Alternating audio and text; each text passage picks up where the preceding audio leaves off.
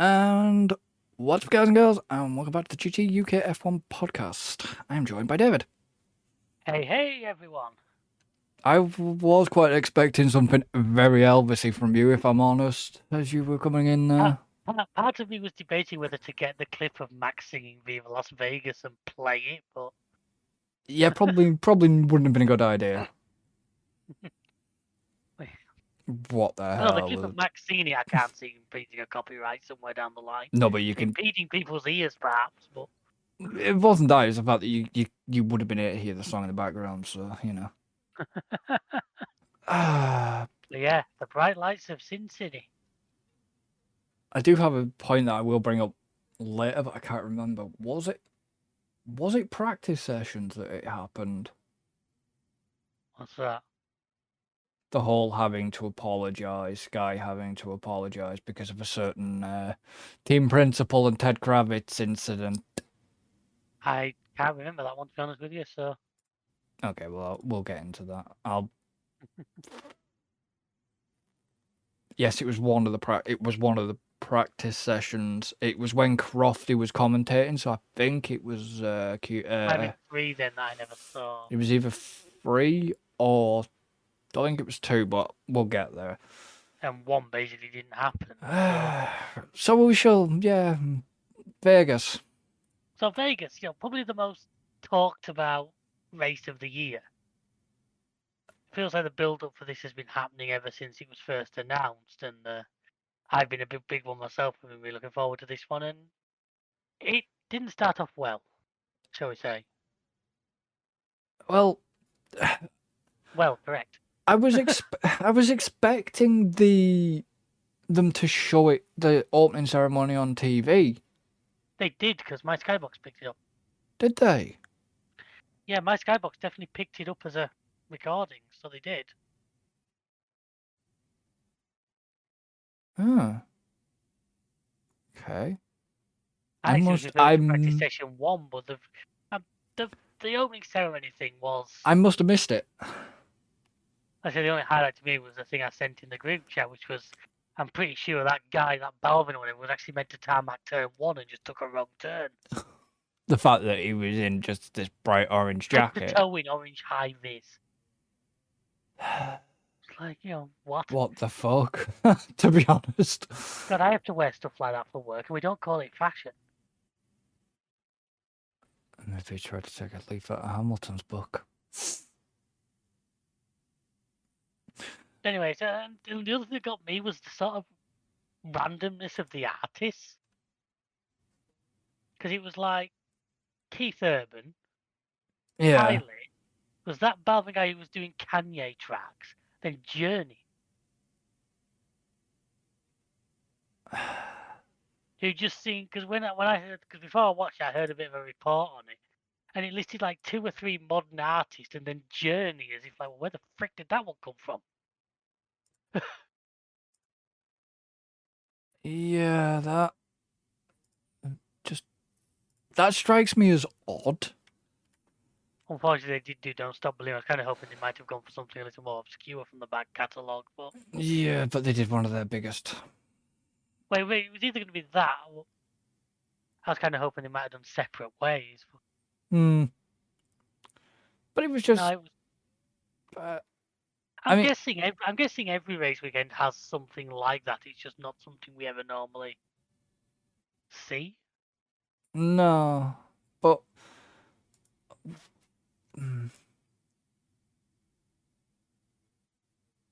I mean, I can't remember where it was, but like driver introductions, wasn't there a dude in... That was part of that.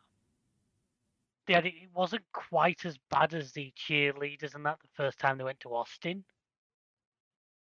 But it was like introduced them and they were rising up on stands. To be honest, I'm gonna be critical here. When am I not? You critical? Don't be daft. It felt very Hunger Games-esque. Like, no, that was the only way I could describe it, for the fact that them coming up out of the up onto like the top stage thing. It's like that was very because that was something that happened in Hunger Games. They come up on an elevator with the different districts on the tribute, where for each district tribute in one of the Hunger Games movies, and I can never remember which one. I think it was Catching Fire, which was 2, and that's what I've it. actually never seen any of them. And that's what it reminded me of. It was very Hunger Games like, and I was just like, this is just cheese. And I did say it was going to be cheesy, and it's proven me. Oh yeah, well, I will give it credit that I think the weekend made up for it in the end. But we all knew. I've been saying it for weeks. It was going to be top of the line American cheese. Yeah. Like I say, that first year we went to Austin and they did the freaking cheerleaders and the NFL style drivers running out. That was just doesn't quite work for Formula One. Might work for some of these American sports, but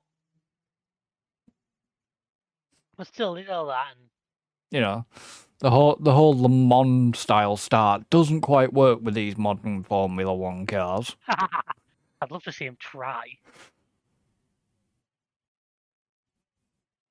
That would actually be very funny. Do like a Le Mans style. They've got to jump in. You'd need somebody else there to tighten the seatbelts for. That's what I mean. You'd have to have somebody on the grid just to do the bloody safety belts. Why am I now getting a mental image of somebody would end up like that Aston Martin mechanic last week? Aston Martin. When he was head first down in the cockpit with just his feet sticking out. Yeah. I mean, okay, I know we're padding out a bit here, guys. It's because of the fact that FP1 there's not really much. Well, let's be honest, we've already been talking for longer than FP1 ran for. Yeah. 8 minutes. Was it 8 minutes FP1? Something like that. The papers all say 10, but they like to round. No, it was 8. I think it was 8. I did actually watch it, and it was. I think it was about 8. It was one thing. It was teasing troubles of a new circuit. Because let's be honest, it's not the first circuit something like that's happened at. Yeah, but the problem is you have. The problem I have with it, it's because it's on a live street. Road. Yes. Yeah, but to be fair, we've had fully blown racetracks where drain covers have failed and stuff. Yeah, but that was off the side though, wasn't it? Button said it himself. He whacked one in. Did he say Brazil or something like that? But the point I'm going to make on that, and I don't know if it's going to say, is Sainz should never have got that penalty. I know. I mean, if the rumour mill is true and Mercedes blocked it, then, let's hope karma catches them up and treats them like a set of Bose headphones. I mean, I know that was the rumour going around, the fact that Mercedes had blocked it, but it's the fact that what really would have had to happen is the fact that they could have done it. This is what I don't understand. There was enough... I mean, I get that you give an F1 team an inch and they're going to take 10 miles. Yeah. But you could have literally put in the writing on this one occasion due to this circumstance. It's not setting a precedent, it's due to this one circumstance. It was a blatant track failure. Yes, but Ocon, that was the thing. Ocon hit it first. You could have let both of them get change parts without penalty, in my opinion. Well, yeah, but this is the thing. Because it's in the sporting regulations, they had to go by that code. Otherwise, they would have had to call an emergency meeting of the Motorsport Council. And I mean, okay, so it took them what? Why have I not got a mental image of the ending of Hot Fuzz? Yeah. We did it for the greater good. The greater good.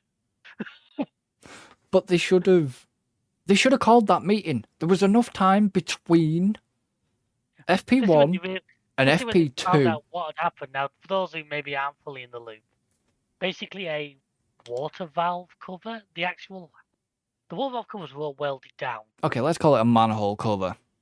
It's what we know as a manhole or something like that. Yeah. Yeah. Now, all the covers were welded down prior to the start of the race, as per rules of what they have to do. This isn't new. Monaco have to do the same thing. Singapore. Street circuits have to do this. Now, they welded it down, yes, but then the actual concrete around where they'd welded it failed. Yeah. Which a weak piece of concrete. I don't actually hold anyone really responsible for that because that probably just happened. And you've got to think where it was. That's not a shut off part of the circuit. That was a live piece of And road. it was a fast piece of straight. Yeah. Where the cars have got full ground effect going. So Ocon will have probably slightly dislodged it by running over it. Was it Ocon? And Sainz found, in fact, somebody before Ocon might have actually dislodged it. Well, that's what I mean. There was something's happened there, and then Sainz basically just found it, and holy crap. Hell of a wallop. I mean, if you watch the onboard, you actually saw the car lift. You saw the car bounce. Yeah. That wouldn't have been good for his bloody back. He seemed fine. Look, let's just say that categorically, yeah, he seemed unhurt. Yeah, but he'd have still felt it on his back. Oh, yeah. Oh, you'd feel that one for a while.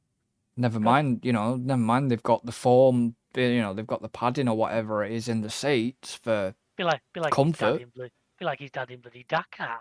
Yeah. But, yeah, the Sainz penalty was very, very harsh. I mean, it says a lot when even Verstappen was saying that it shouldn't have been. He was pissed. When one of your rivals is sticking up for you in a situation like that. Yeah. But yeah, I mean, Vasseur was fuming. Oh well, it's not just the penalty; it's the money, it's the cost. That's more components. Well, what was that? What did I read somewhere they estimated the repair bill to be nearly £1 million.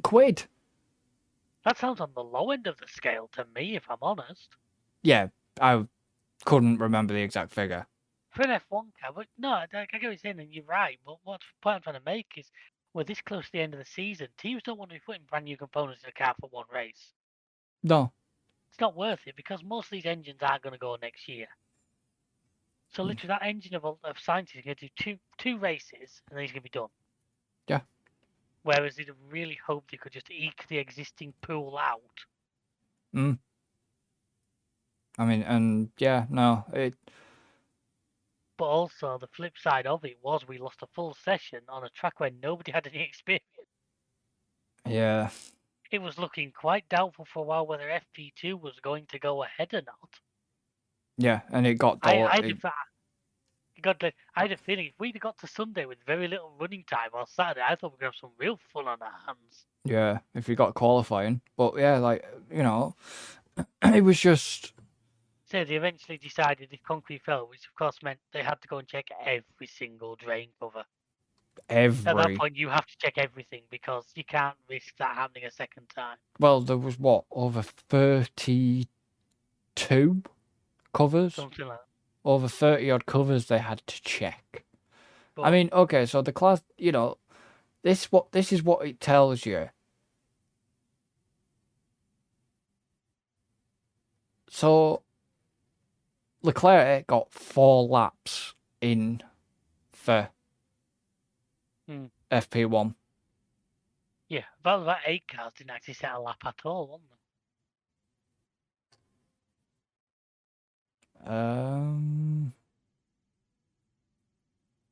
So 6 or 8 cars didn't even set Stroll, Piastri, Albon, and Alonso did not set lap times.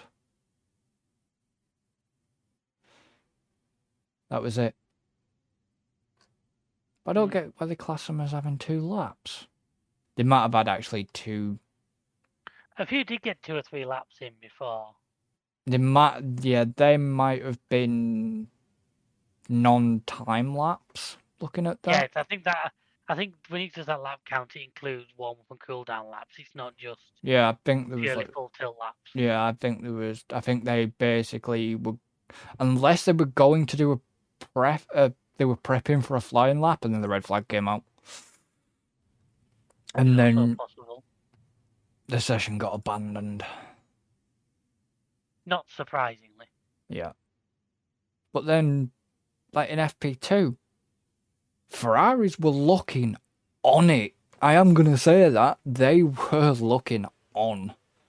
Well, the Ferraris look good all weekend. Ferrari have this habit though. Ferrari have done this. They look good on like practice and qualifying, and then just it falls apart during the race. Yeah, but there was a bit of argy-bargy, but we'll get to that one. A bit of argy-bargy in F1, never. I mean, fair play to Alonso. He was looking on it as well. As I've said before, I think the last couple of races, his form at the moment is brilliant. Since they swapped the upgrades, went back to the old one. Yeah.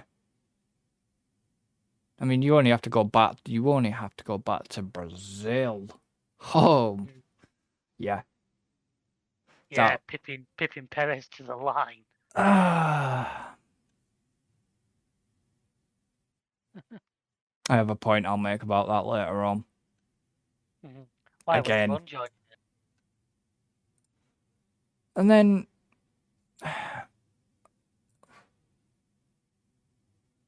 so eventually, after much messing around, we did get FP2 going, albeit an hour and a half later than it was supposed to be. 2 hours.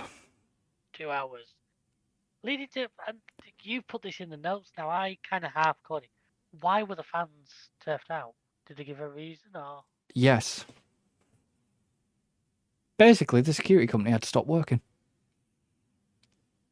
Oh, well, it hit the end of their hours. Yeah.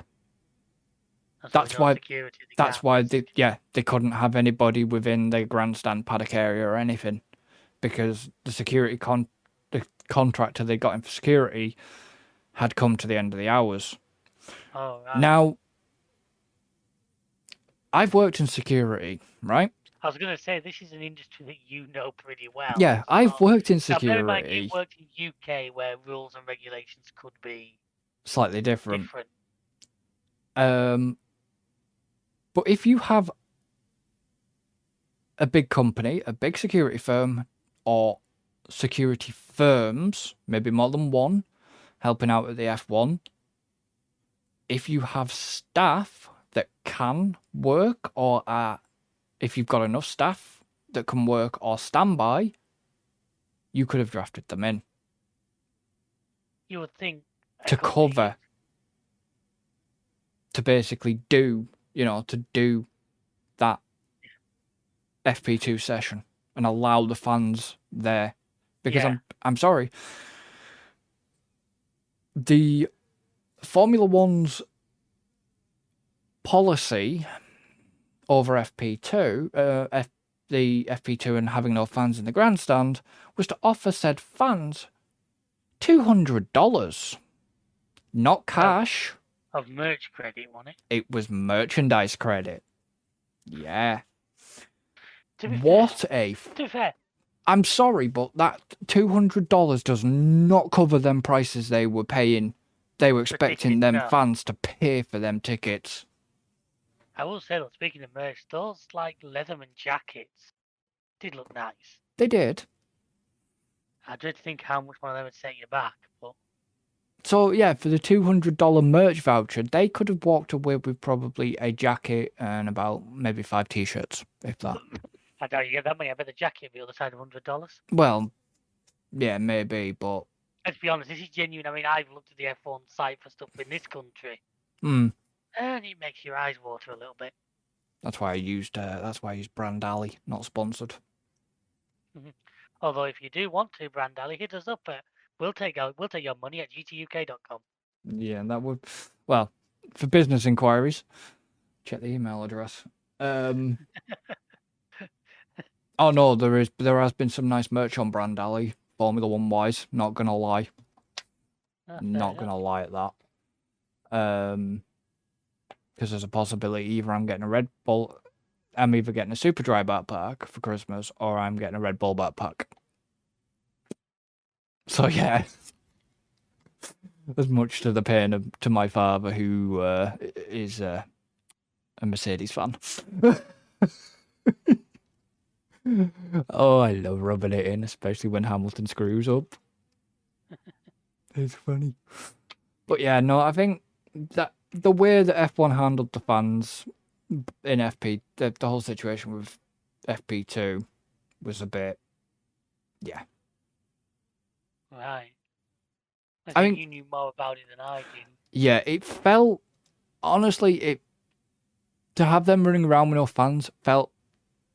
Do you remember what they did back in the pandemic time, shall we say? Yeah, we had a couple of races like that, didn't we? Yeah, and that's what it felt like. Okay, I Yeah. get it. It was like o'clock in the morning over there. But they were still hammering round. This is also the same F1 and put massive screens up so you couldn't just see it from like walking round. You had to be.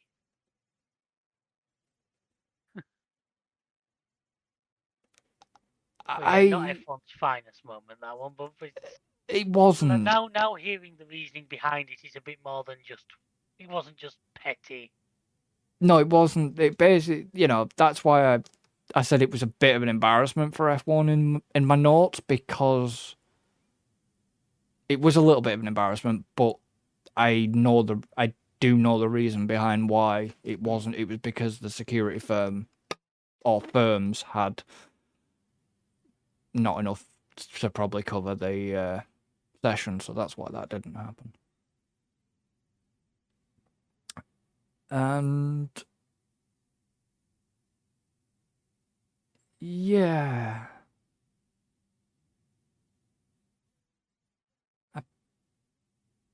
was it Albon?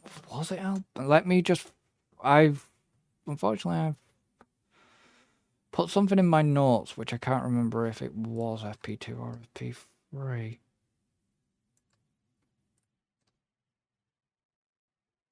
The Albon bump. Is that? I think it was selected. I never saw 3, so I can't comment on it happening 3. But I'm just looking. No, it wasn't 3. It's 2. Looking at the results, it was to session 2, I believe. I wouldn't have put it there if it wasn't.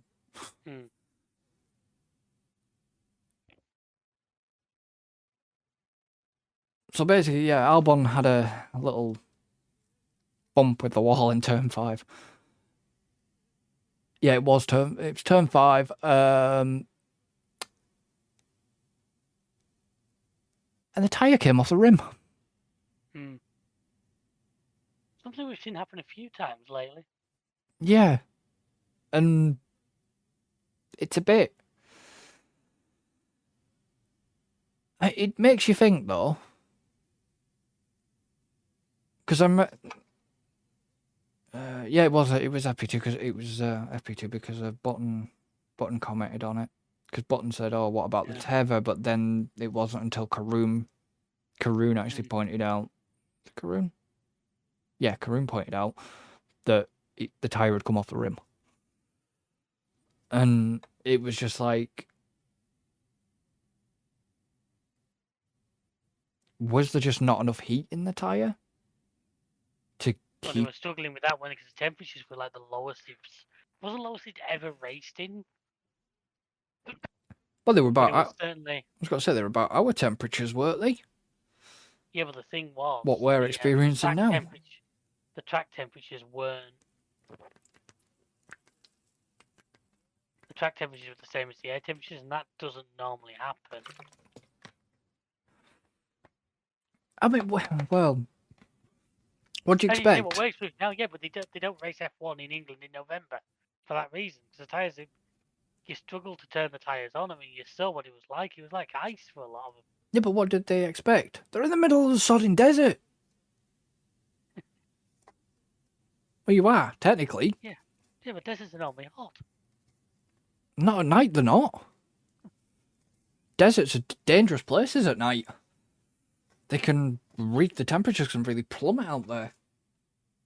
It's like, you could go to UAE, you could go to the UAE and or whatever and go to the Sahara Desert. Why don't we do a fighting? Why don't we do a fight? I don't know, you'd be alright during the day, but during the night, you'd struggle because of the temperature drops. And that's why I think, like you said, they were just struggling for tyre temp. That and the surface, because it said it was a very, very rare thing there that there was no support races. Yeah. There was no rubber getting laid down. No. No, that's this weekend. One support race will come back. Yeah. I don't know if any like Porsche Super Cup or anything like that's going to happen, but I couldn't, I generally don't.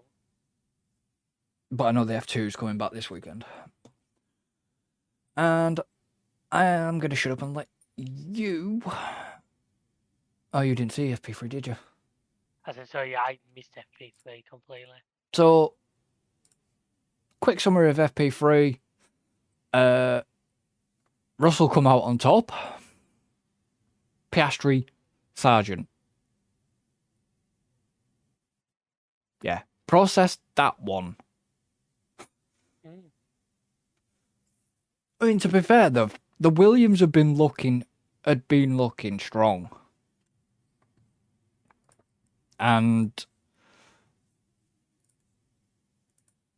we know what the Williams is like down the straight. It's been quick. Oh, yeah, that's been his main. That and that Albon can outdrive it. But yeah, no, in FP3 that was a mega lap from Sargent. Just the problem is from soil, wasn't it? Yeah, but the problem is with Sargent, he did well.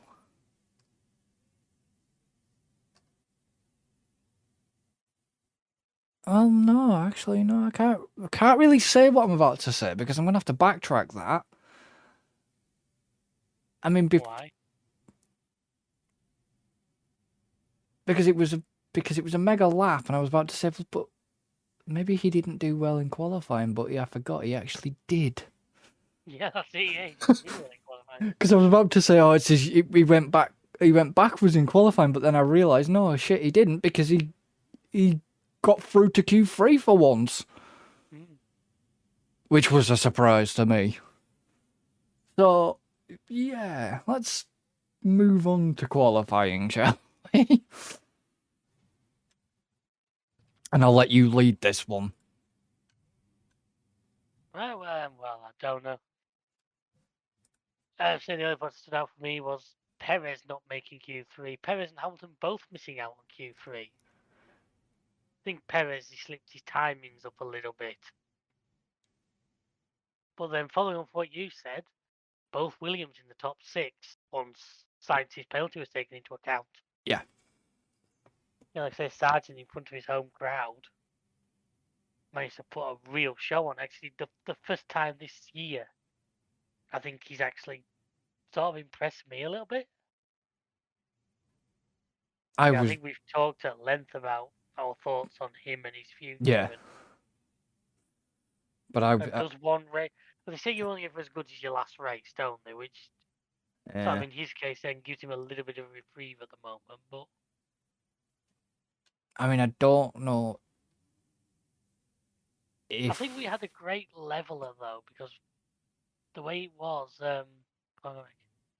because we've gone to a lot of tracks this year that he's not known, but this was a track that nobody knew.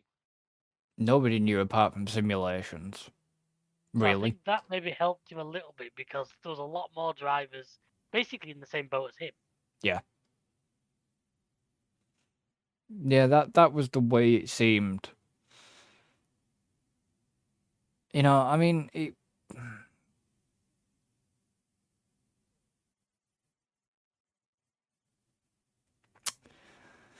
I don't know what happened to Perez. I think Perez just stuffed his tyres. There was something wrong with... I think they basically got his timing. The track was ramping up as the session went on. I think they just got their timing slightly wrong, ended up out of the wrong point. Couldn't get the car turned around fast enough to get out for a last run. It's kind of the same with Max. I think they screwed his timing as well. I mean, yes, okay, he was in third, but... Yeah, he still managed to keep it inside the top 10, but yeah, it was... But I think they screwed him because he was the quickest car at one point. and then Oh, yeah. then the Yeah, but those Ferraris, you've already said they look Ferraris just promising. came along and just went denied. Yeah. It's a shame. Once again, it makes that penalty for science even more of a shame because without that, you don't know. It had certainly been right up there. You don't know how the start would have You gone. don't know how the start would have gone. It was just. I mean, what I will say is, yeah, AlphaTauri. I mean, Danny Rick outqualified Yuki, got to Q2. You claim for any little win you can get in that department, don't you, at the moment? Yeah, but I still don't. As much as it hurts me to say, I still would have preferred Lawson in that car. Well, he was there, wasn't he? You saw him Yeah. during qualifying. He showed him in the pit. I still would have preferred Lawson in the car for the rest of the season. Let Danny recover, get his strength back fully, and then brought him back for next. He had the contract for next season, so there was. I didn't understand the urgency to bring him back. Yeah. All I can think is there could have been some contractual clause that would have lost them a chunk of sponsorship money or something. What, because of the fact that because it's Austin and he makes a big deal out of it? No, maybe not necessarily for Austin, just in general. Maybe because you've got to assume this is a assume because we don't know for definite, but he'll bring a couple of sponsors with him who'll help to fund his drive, basically. Yeah. Now, those sponsors are going to start getting antsy that they want probably a couple of Australian companies, as silly as it sounds. Could have started getting, look, if you want the funding for the last few races, he needs to be back in the car. Yeah, but the problem was if it wasn't ready, it was tough shit. He wasn't. We got to the point where he sort of pretty much was, hadn't we? That's the thing. Yeah, I know. But what I'm saying is, I'm sure if he hadn't been up to full fitness, then they wouldn't have pushed it. Lawson would have stayed in. Yeah, there'd have been no way he I'm would have gone also in. purely speculating here, so nobody go attacking Australian companies for this. I'm guessing.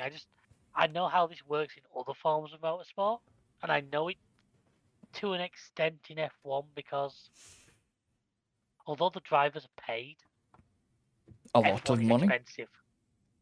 Oh yeah. And what you'll often find is a lot of your drivers who get up there will have backing deals themselves. Well, look at Albon. Perez brings a lot of money into Red Bull from sort of Mexico and South America. Yeah, Albon. Albon. A lot comes with Perez, I know, because like I say, he's the only thing South America sort of have in the sport. So he's. That's like, look how much money probably Guan Yu Zhou brought with him.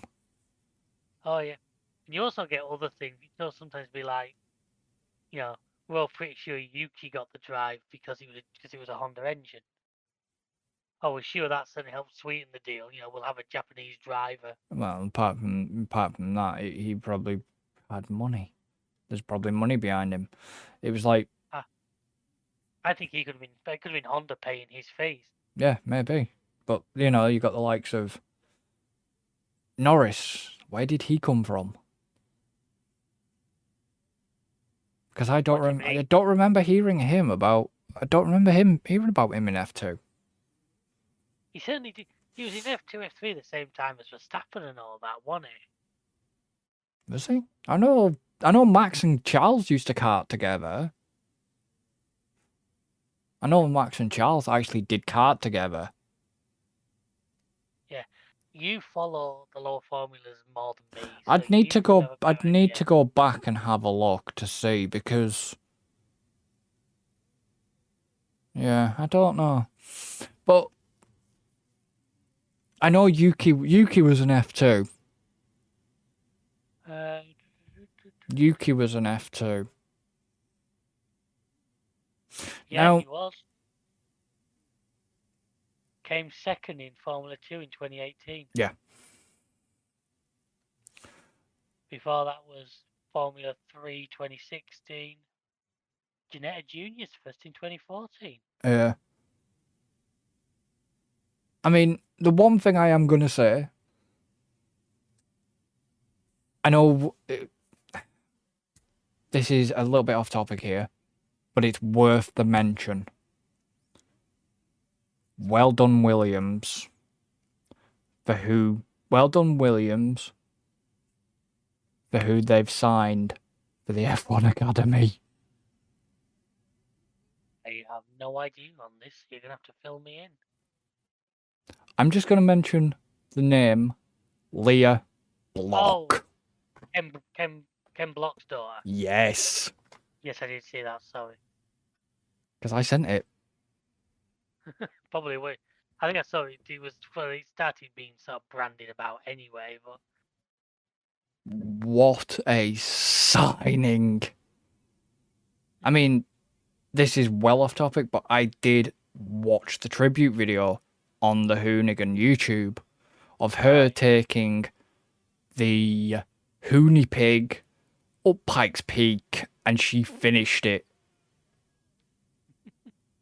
She'd never driven that car. right. The girl's got no fear. What the hell is she gonna be like? Well, hopefully. This is the thing. What's she gonna be like in an F1, like in an F1 Academy car? Hopefully, she could be the one that manages to break through to. Christ. But the thing is, Leah Block. So it is now. We're now sort of F1. You know, talking F1 Academy here. She has a drag license. She can legally drive a drag car. I was gonna say that's not to do with clothes, is it? No, she can literally drive a drag car down a drag strip. Yeah, that just means in a straight line. That's nothing. Yeah, but you And can. I'm waiting all the angry drag racing fans to at me for that one. But I mean, come on, we take the piss out of NASCAR for only liking left turns. That's the sport that even took them out. But you know what I mean? She's multidisciplined, is Leah Block.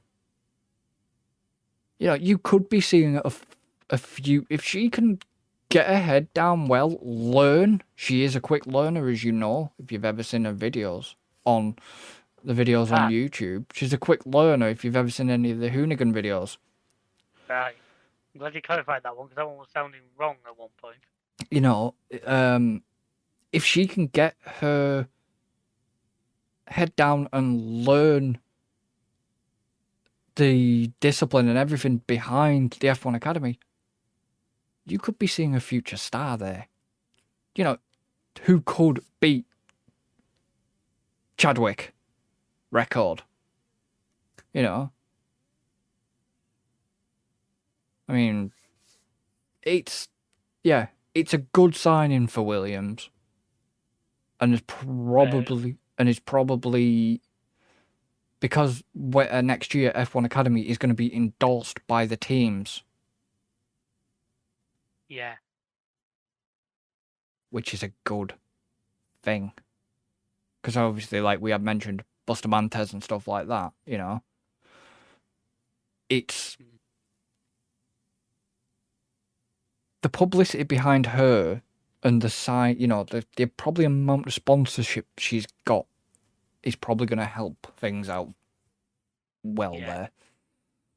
And, you know, she is who she is, but she hasn't got that pressure because her, like let's say Mick Schumacher, we'll go back to Formula 1. Mick Schumacher had a lot of pressure on him because of who his dad was. Or is. I will say, I don't want to use past tense on him because he's still alive. No, he's still alive, yeah. I know what you mean. You know, Mick had that amount of pressure when he came into Formula 1 and because of his name. She, you know, Leah has, yes, she had a famous dad, but he was more on the drift. I think he did rally at one point as well. He didn't attempt at rallying, which he actually didn't have a brilliant track record at. No, but... Because apparently when you couldn't do it 400,000 times to practice first, the guy could drive it wrong. I mean, we say that, Kimi tried rallying and didn't do brilliantly at it, so it's a very different discipline. Yeah, so... you know, she's not gonna have as much. Although, to be fair, that is the second F1. That could potentially be the second driver in this sport with rallying history in the family. Yeah, but Leah does have a rally discipline herself. I'm talking about Carlos, obviously. Oh, you're talking about this. Yeah, I know you're talking about Carlos, but Leah actually does have the discipline herself. She's, like I said, she's multi-disciplined. Anyways, we're going way too much off this tangent. Yeah, that's it. Right back on. I think qualifying covered. Apart in fact, before from the fact that, you know, the one thing I didn't understand with Ferrari was lots of things we don't understand with Ferrari. Let's be fair. I know that, you know, Sainz was trying to eliminate his damage. But I just don't see why they bothered. But I get why they did. Because of the fact that... Oh, that's why Stroll got penalised. Okay. So Stroll got penalised. He was overtaken under yellows. Yeah. And... you know, obviously, Sainz basically minimised his damage by starting behind Perez and Hamilton. Yeah, that was fun. Anyways, let's move on to the race. Anything else you want to add? Go ahead. Anything you want to add quickly? No, I don't think I've got nothing from that session, certainly, to add. So, obviously, as you've just heard, obviously, we talked about Sainz and Stroll getting their penalties. And then we go... So, lights go out. Well, can we have a brief mention to what was possibly the most chaotic grid walk of the year, which is saying something based on some of the ones we've had. Let you take this because I have no clue, because I muted the grid walk, so this one's down to you. I'm not all the amount of people on it was insane. The amount of people... Shaquille O'Neal with the extra long microphone wire just got me. As I said to you, I still gutted that when he made a beeline for Kylie and totally missed Terry Crews, who I think would have been a 10 times funnier interview. Terry Crews. From White Chicks and all that. Oh, he does. Doesn't he host America's Got Talent? I think he does. I don't watch it, but really, really jacked guy. Why didn't you just say Brooklyn Night? Brooklyn.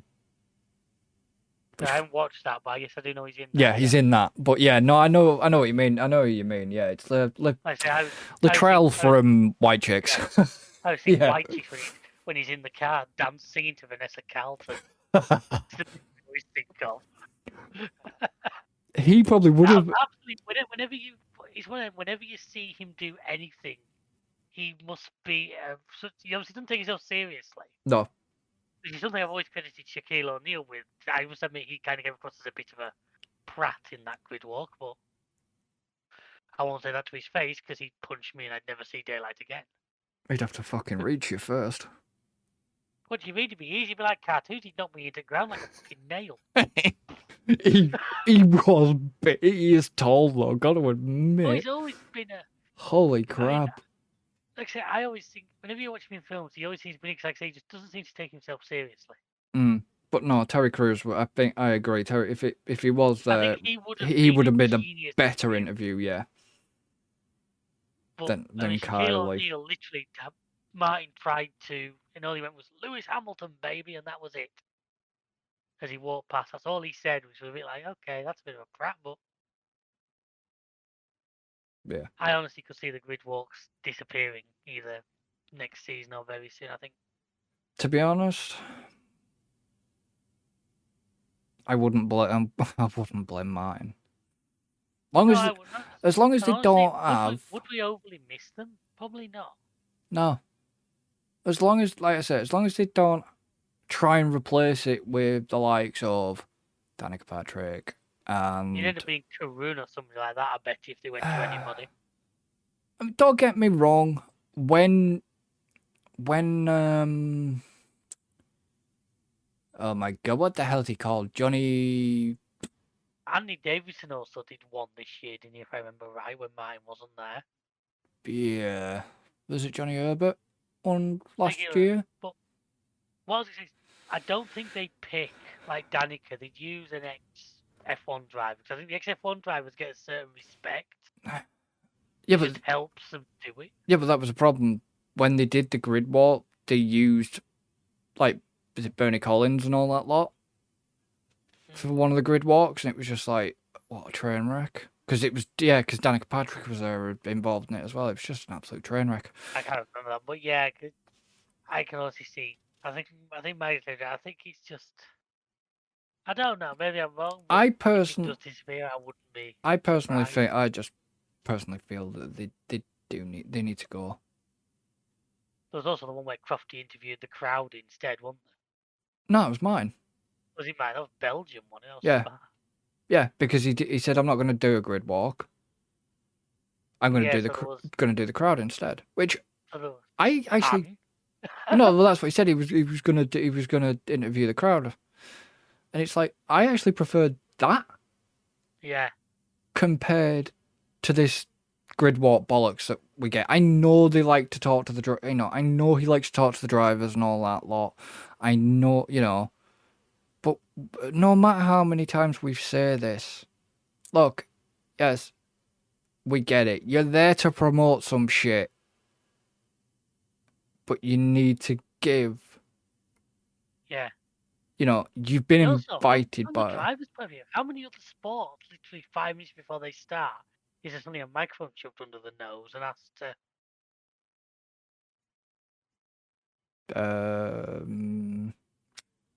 You know what I mean? It's not a. You don't see swimmers suddenly getting a. No. Well, they're stood on literally at the side of the pool. How do you think this is going to go? Yeah. There is one in the. Is it Ferrari's Super Cup or something? There's some sort of event that happens with the Ferraris. I know that they do like a grid walk type thing there because I have watched it. It's been on Sky and I have watched that. So I know they do something like the F1 grid walk, but it's not. It's with some Italian chick that just makes it very hard to understand. And then, of course, we had the great American national anthem by Donny Osmond. Yeah, I was going to pick... There's the name that all the kids are going to recognise. I was going to pick up on that, and I forgot about that, because that's one thing I didn't actually write down, and that was the thing before we started this, I said, look, there is one thing I want to say, and I'm just like... I unmuted for the, national anthem. There's one thing I'm going to say. Dignitaries, whoever the fuck you are, stop putting your hand on your heart, you fucking doofs. Oh, that's an American thing, isn't it? They do it at every fucking race. They do it at every bastard race. It just looks fucking pathetic. Oh, God, me like, F1's here trying to appeal to a younger audience. Yeah, Donny Osmond. Because all them kids know about the Osmond. I know about the Osmond, and I was just like, what the actual fuck are you doing? It's just like, oh, come on. And let's be honest with you, in Vegas, they weren't short of people there who could have, artists doing residencies. Well, yeah. They booted one out, to be honest, we're going to say it, they booted one out of the Sphere. Yeah, but let's be honest, anybody who manages to boot U2 out of something deserves a medal. I'm not a U2 fan, in case anybody listening hadn't gathered. I'm not a U2 fan, to be honest. But they are to rock music what piles are to comfortable shits. It was just... Wait for that one on a t-shirt. It was just... That's just thrown him off his train of thought completely. It has. Oh, it was just weird. I'm okay. And then we got racing. It was a nice rendition of the national anthem, but the fact to have Donny Osmond. But yeah, no, seriously, the dignitaries. If you ever get to do watch the national anthems and keep watching the national anthems back, Oh, right. you do see the dignitaries do this whole hand on heart shit.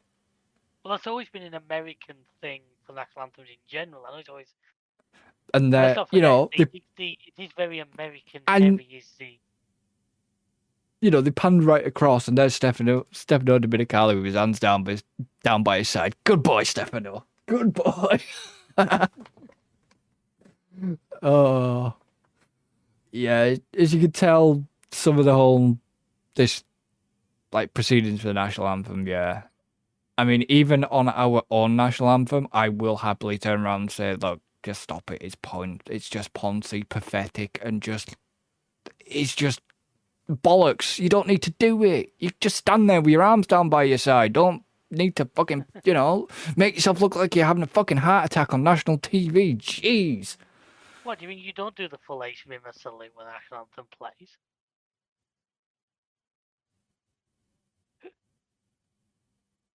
No. Oh, fair enough. Just me then. Nobody will, unless any Americans won't understand that, because I don't know if they would get that reference.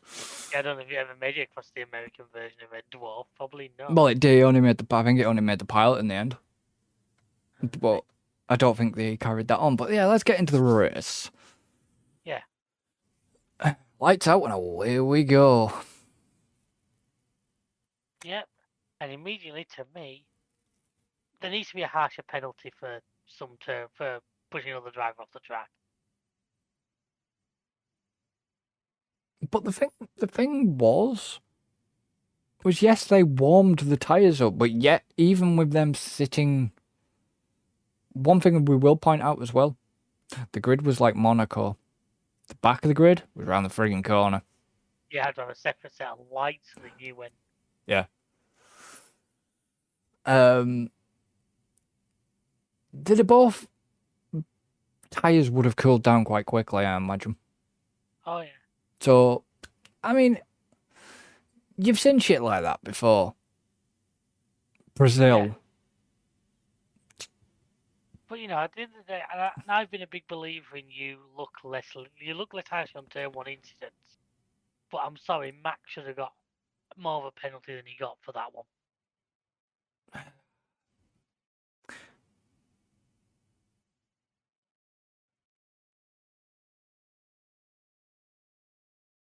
And what are we talking between him and Leclerc? Yes. Sorry, I was just looking at I was looking at your side of the notes and thinking,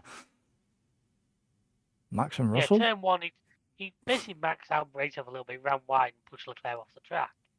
He did get a 5-second penalty for it. The trouble is 5-second penalties are so meaningless a lot of the time.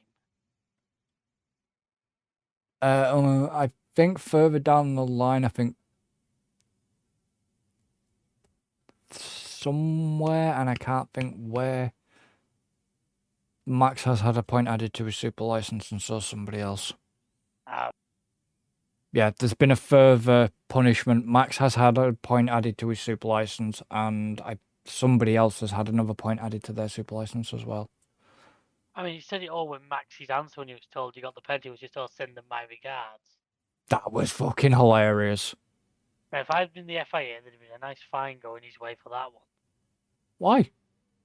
That's that's a fucking tongue in cheek. That's just tongue in cheek against him. That's just blatantly saying that he doesn't give a crap about the rules. Well, to be honest, do you kind of blame him for the shit show the FIA have been this season? You still have to. It's one of those. I think we've got to the point where the 5-second penalties are pretty much meaningless, especially to a car which can pull 2 seconds in a lap if it really wants to. Well, he did. So maybe we need to look at. To me, they should just be forced to hand the place back. And if time's moved on and the guy's way back, then tough. You're gonna have to sort it. Well, they didn't even. That's the thing. They didn't even consider that. That was the weird. The FIA now will not ask you to hand a place back. They will expect you to do that. They will they will punish you harder if you don't, but they're not gonna. The FIA are no longer gonna say hand the place back No. because they want you to figure that one out by yourself and sort of. If you fix your own problem, then they're happy just to leave it as. Yes, but the race director can intervene if they so wish. I mean, the weirdest thing is all I'm going to say here, is the fact that we didn't get any red flags, which I was kind of Yeah. expecting. We got two safety cars and one VSC. But the red flags more came, like we say, red flag, FP1, FP2. You know, we saw more red flags in practice. Okay, one was serious, but, you know, we've already covered that. And I just... There was a incident that could have possibly been a red flag.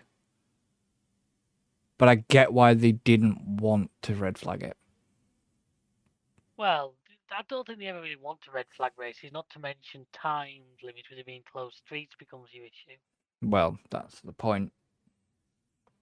But the Norris incident could have been a red flag.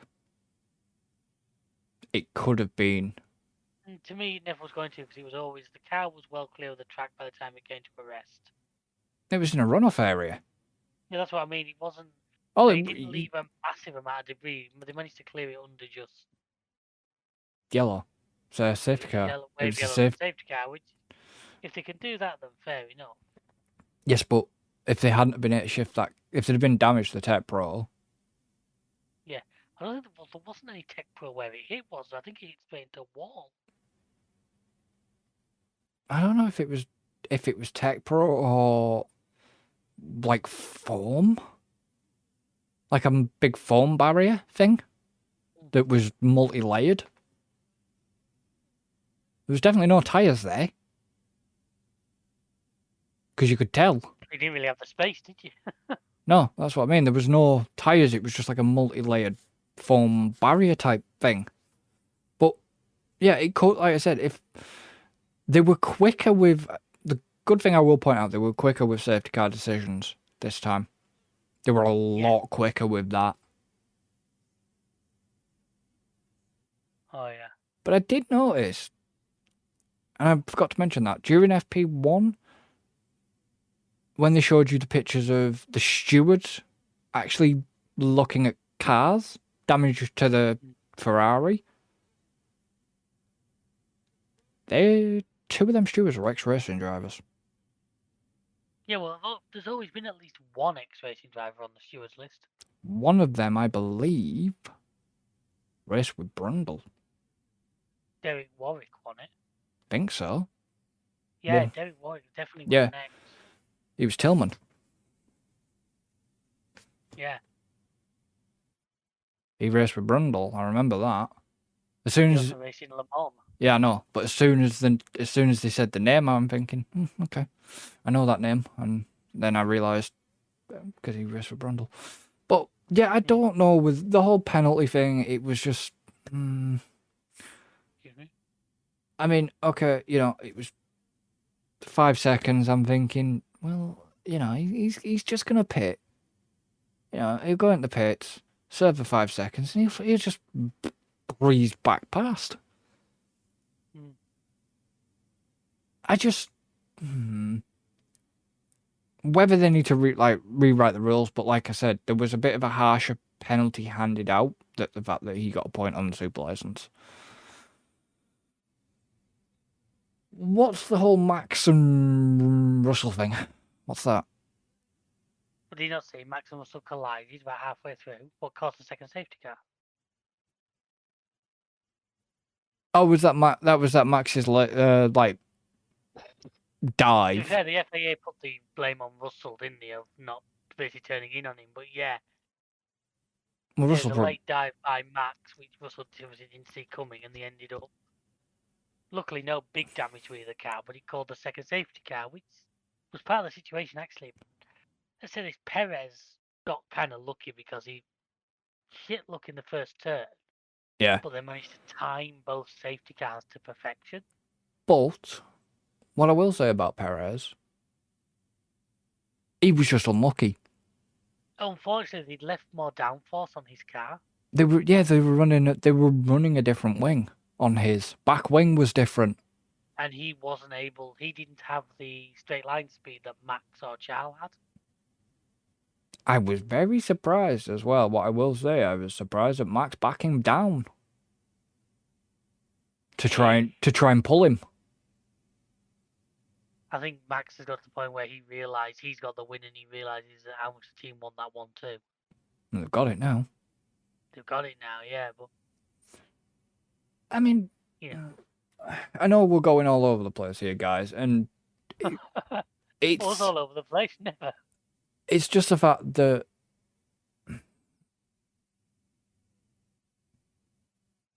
there was a lot going on in the race, but there kind of wasn't. Because the field spread got a bit... That's when one thing I noticed, it did field spread for a little bit. And then when the pit stops happened, your field spread got a little bit worse. Wasn't until a safety car... Well, we said this before about safety cars. They are good at that, about bringing... That it brought the field back. Yeah.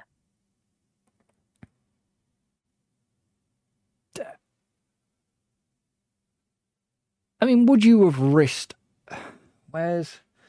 Which turn was it? I don't know, because the course looked like Spider Pig.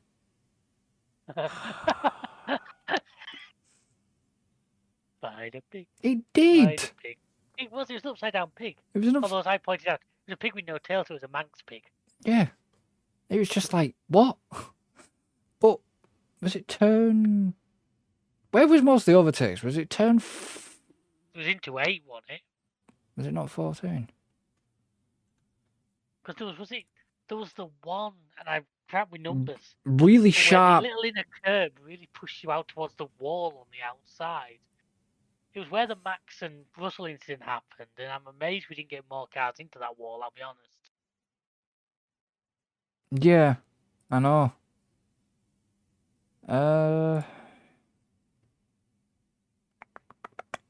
Sorry guys, I've got the circuit map in front of me. No? Turn 9? No? This is somewhere around there. There's turn 9, or you've got turn 12, or 4. No, I think it was 14, wasn't it?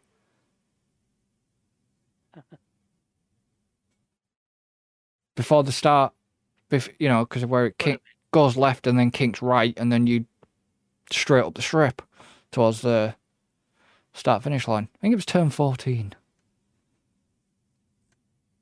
And, yeah.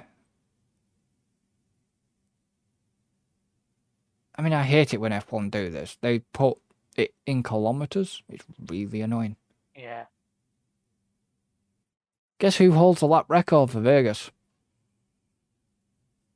Considering we've only had... Piastri. Yeah, Piastri. Yeah, because he got fastest lap. Yeah, Piastri holds the lap record. Which... Yeah. I imagine that'll get beaten probably next year, but... That's his little claim to fame. It might not, you never know. Depends what happens. What else is there to really say here? We'll talk about the end of the race and the little Rolls Royce journey they all took. So that was it. You had Norris obviously crash. It turns out that Norris's crash was actually caused by the bump. After they checked the findings, it was, in fact, that bump that caused him to, lose control and... As I've said before, though, don't forget, I say I will give some credit to a brand spanking new circuit that you could have issues like this, and it's these things happen, and at least we know, and things will get changed for next year, no doubt. But will it though? Because that is a live part of the road. That is a live road. Yeah, they'll be able to do more with it now they know. Hmm. And then obviously we had Hulkenberg retired. Can't remember why. Did you catch that at all? No, it was a failure, wasn't it? But I honestly didn't. Yuki was out with a gearbox issue. But he went the same place that Hulkenberg did. On your side, do you want to highlight the Alonso thing? Well, we saw something we don't see very often, which was a mistake from Fernando. One of your turn one, he got a great start, steamed in, and then just couldn't get it turned. Well, unfortunately, that caused a bit of a chain reaction, which then caused a little bit of a kerfuffle, shall we say. Yeah. So obviously, as you know, if you watched the race, it was Max, Leclerc, and Perez. Now, towards the end, it would have been Max and Perez. But Leclerc, holy crap, he had some cojones. Is all I'm going to say. Jesus. I was kind of picturing the whole Alonso and Perez battle from Brazil happening again. But if Leclerc hadn't judged that right, that could have gone really wrong for them both. But yeah, the way he passed Perez, and it was the same. It was the weirdest thing because it was the same corner that just a few laps ago they'd already exchanged positions.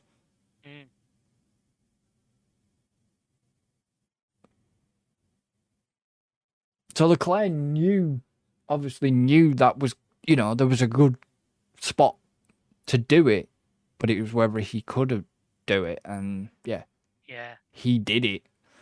It was just like, and I was watching it, and I would just went, and obviously at that time in the morning, I couldn't really voice my opinion, but it was like, I think the words that were gonna come out my mouth was, "Oh my God." Because it was just brave.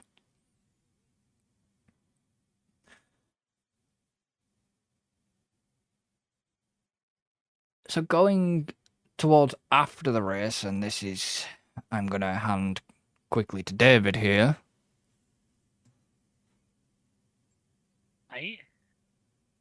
Yeah, the end of the race, which was, I stand by. I'm guessing one of the big hotels there, the Bellagio. Did you say you said it? Is the Bellagio, yeah. Bellagio must have paid a good amount of money because they all got the 3 race podium finishers all got dumped into a Rolls Royce. At which point, the Red Bull chief mechanic who was going with them got turfed back out of said Rolls Royce in quite spectacular fashion. And they were sent round the corner to one of the big hotels to do the interviews. Now, you have a theory on this that it was to do with getting things sorted out, ready for the actual podium. Which, I must admit, I did not see the podium because, like I say, I'd been up for quite a while at that point. So, dude, I hadn't slept. I was up all night. Yeah, I didn't sleep after the race because I normally don't go to bed till like midnight anyway, and it was like by the time I'd done that to try and get back up again at 4 wasn't going to work. I had my alarm set for 4 just in case I actually did doors at all.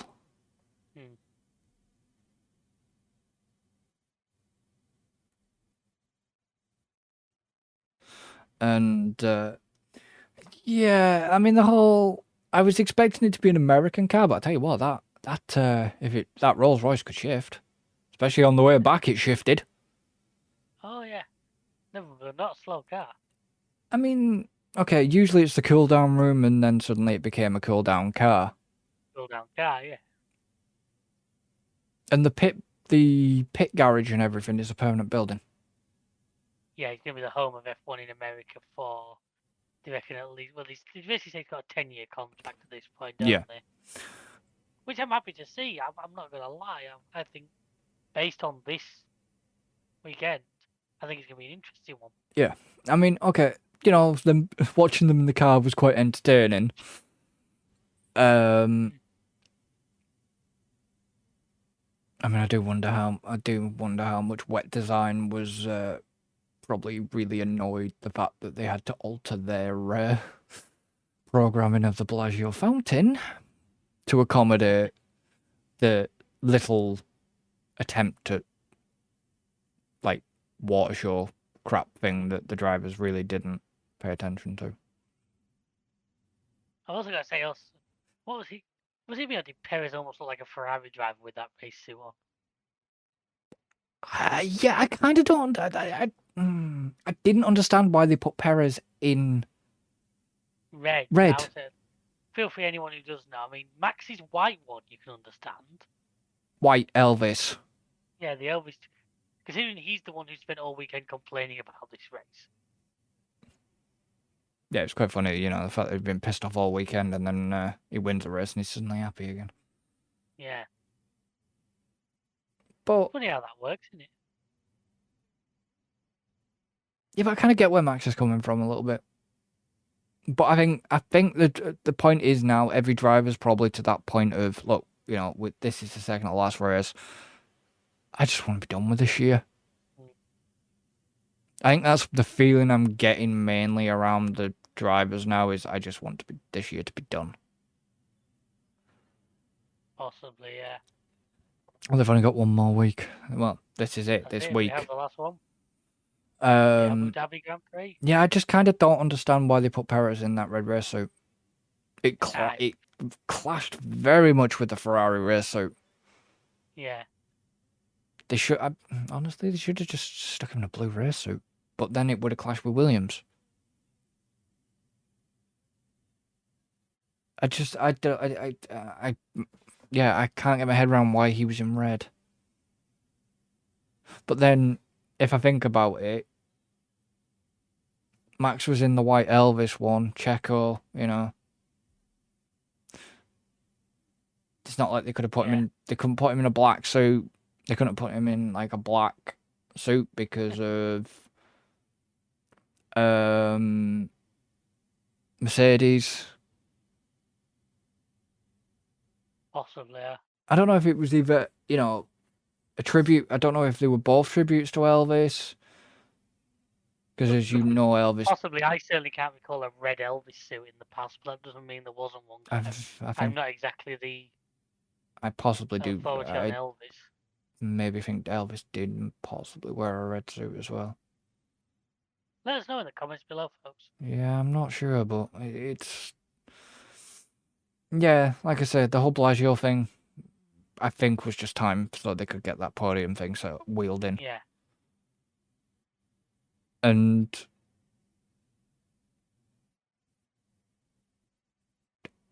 to be honest, I hope that doesn't happen every year. Well, hopefully, maybe if they know this has gone well, they'll start to change one or two things around. Yeah, because I wasn't, as much as it was entertaining, they talked on the way down. Yeah. But then when it cut back to them, they were kind of done talking. You know what I mean? Whereas you had this great moment where you saw it dawn on Leclerc that they both pitied you in that second safety car. Yeah. You saw it. It was just like... Oh. So, my final thoughts on this, before we do the F1 fantasy side of things, my final thoughts are, it was good.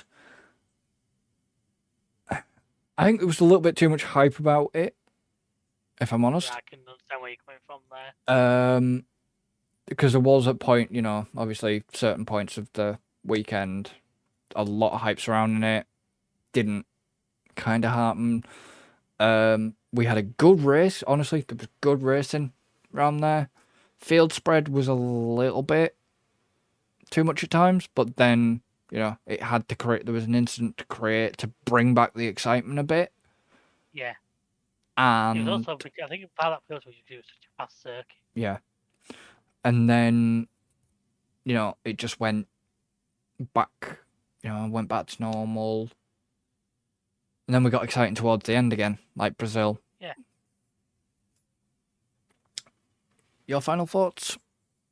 Just, I honestly think that we had a good. I'm excited about Vegas being part of the calendar for a good few years now. I think we were all a little concerned it was going to be all glitz and glamour and no substance. Yeah. And I think it actually proved us wrong on that one. Like I say, it needs work. The circuit needs work, but it's year one. I'm willing to excuse a few teething troubles right at the beginning like this. I bet Ferrari's legal department are wanting to send a massive bill to Vegas. And you never know, something like that might happen in the background. The state of Vegas for recouping. Well, it won't be the FIA would sort anything like that. You wouldn't go direct to Vegas. The FIA would deal with it. But you never know, something might just happen in the background just to help out a little bit. No, it would directly go to the state. I doubt it would because you're working under F1 at the time. Yes, you're working under F1, but you're racing on technically public road, so it would go to the state. Roads that are closed and it's closed off. But well, either way, we're splitting hairs here on some of that. But it's still technically Vegas's property. It's not FIA's property. It's actually technically still classes under the state. Possibly, yeah. Any other thoughts? Not really, no. Just let's see how badly I did in the Fantasy League this week. I don't want to know how I've done, to be honest, but people will want to know. So, you're about to see what. Alright. Oh. You didn't do too bad, boy. 4 points behind you. You didn't do too bad. What give you the shitter then? Norris. And Williams is my team. I'm guessing I've got Williams where you've got McLaren. I think is where the difference was made. Yeah, but Norris lost me points as well. Yeah, but Piastri won and McLaren won, whereas I've got, say, Williams there. So I think that's where I lost the bulk of my points. Yeah, but at least Guan Yu give you points. But either way, I think now I'm comfortable in third. I don't think I'm going to be catching you. In fact, what? I think you've been won to this, but I don't think you think Alan can catch you now. What did Alan get? What did his second place team get? 241. So he took a big. But the trouble is, as I've said before, whereas the numbers might be there, we have so much crossover in our teams. Yeah. That, like I say, I'm pretty sure now you've got this. Yeah. Which I'm quietly confident, but I would have to have an absolute crapper at Abu Dhabi. Yeah, but the thing is, if you're an absolute crapper, our teams are 85% the same. Yeah. So even if you have an absolute crapper, I still don't think it's going to make a big difference. No, I don't think I'm going to be because the caught. ones that would have to let you down would also let us down. Well, yeah. Basically, all of us have Max as our main. Well, you've got Max and Checo. Yeah, Max has double points on him, which I think is the same. Which is the same for me, yes. So that's the only one that could potentially lose you a lot of points. But if he lost you a lot of points, would also lose you guys a lot of points. And we both you and me have Oscar, and well, actually, the bottom three for both of our teams are the exact same drivers. Yeah, That's what I'm saying. We have such crossover. Like that's what I keep saying. That's why we're not. And Even though mathematically it's still possible, it's not going to happen. yeah, Well, congratulations, you won the inaugural. the league, Yeah. which won't please Alan at all. Because he turns around and goes, "Oh, if I win it, he'll never read the end of it." Well, I'm not making a big deal of it, but it's the first thing I've actually beat you two at. And didn't you hammered me in the competitive multiplayer pretty nicely. Spoilers. Yeah, spoiler warning on that one. But yeah, no, like I said, I don't know, because we all started at the same time. We're definitely going to do it again next season. I want to do it again next season, and I think it's a nice little bit of a sideline. I think next season I need to take more of a practice, because I basically did very little management across the course of the year. I know you were tweaking things all over the place and in the league. To be honest, I'm gonna come clean.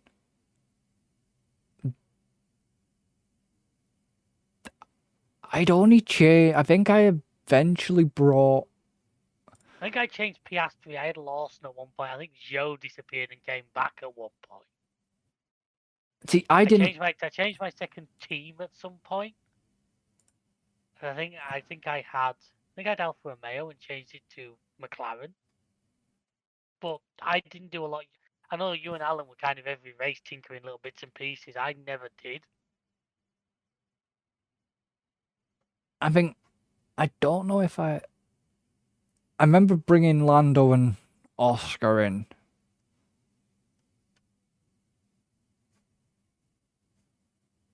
I think I actually can't even remember. I'd have to literally go back to the Bahrain Grand Prix and actually look at my team. Yeah, because I had Ocon, Gasly. Oh, actually, did you go to the league? Does he do that? Yeah, if you go to your all races, so you go to Bahrain. Wow, okay, I did change more. I had Leclerc and Sainz, Magnussen. In fact, Perez is the only driver I still have. Yeah, Perez is the only driver I still have. And my teams have changed. Yeah. Because I started with Max. Okay, I stand corrected, and I obviously changed more than I thought. I started with Max Alonso, Ocon, Gasly, Bottas, Red Bull, McLaren at that point. I don't think I really... Yeah, I didn't change my... I like that. I said a minute ago I didn't change anything. I changed everything. You practically did. Yeah, I didn't realise that. You know. I didn't change anything. That's the problem. Looking back, I started to change around Miami. Didn't change my teams at the bottom. I started to make a change around Miami. And then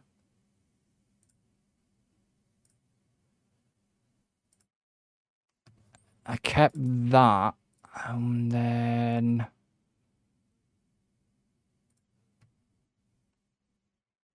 when the hell did I bring Norris in? No, might have been for was it Silverstone? Obviously, people can still see what I'm doing. No, it wasn't Silverstone. Damn.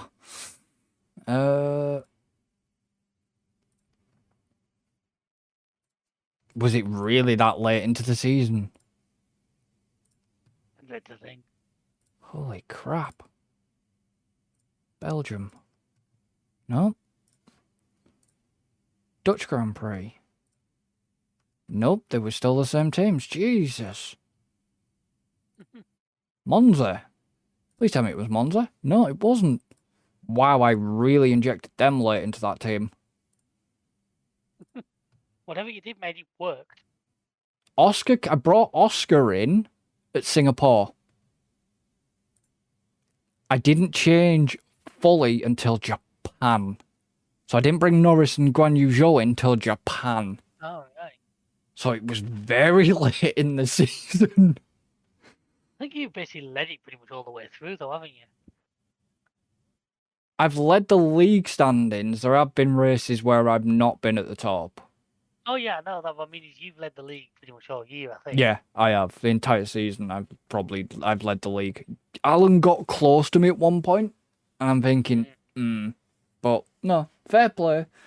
But the only rule I would like to make next year is we basically all have one team and one team only. Yeah. And I'd like to throw it open anybody listening to this podcast who wants to take part. We'll try and do. It was a very late decision. It was my idea late on in the season, wasn't it? Yeah. Start of the season. We do it earlier, and we also throw it open to listeners. That would be nice. You know, if you want to get involved, it's the F1 Fantasy League. Fantasy.formula1.com. Oh, in fact, actually, it might be a better idea. We'll discuss more of this off, but maybe having 2 leagues, one with listeners in and one with just us. Yeah, we'll have personal and make it easier for us to private see. league, but yeah, it's just going to be something rather interesting. I think it would make it more fun, and you know, anybody that does want to get involved, in it, there is ways you can obviously get involved. Yeah. By you can come onto the Discord, or you can get in touch with me on Twitter, and I'm still going to remain and call it Twitter. Obviously, the link for everything like that is in the description. So I think we're going to leave this one here. And then we will be back, obviously, Next Monday for the final race of the season. Yeah. Anything you want to add, David? Just thank you to the listeners for this season. Thank you for this season. It's had its ups, it's had its downs, and it's been a wild ride. Certainly has been an interesting one. So we shall see you next time. So until then. Later, folks. Goodbye for now.